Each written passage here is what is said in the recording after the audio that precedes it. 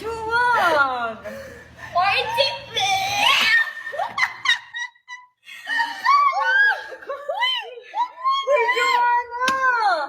Patayin ka talaga. Tingnan mo, mamaya may mag-chat na sa'yo. Chat ka na rin. Ano ba yan? Hindi ko pa naman ng BE. Bakit ganyan ka?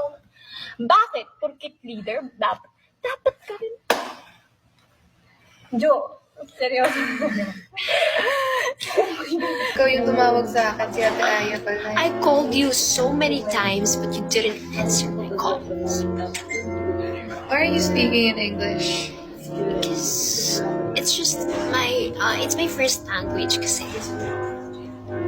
You sound like a wannabe English speaker. Excuse me, your wallet. Oh, I'm listening to I Feel Good by Lagi.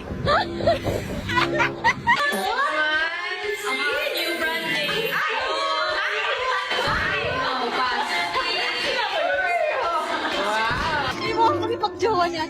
Uy, nandito ka na!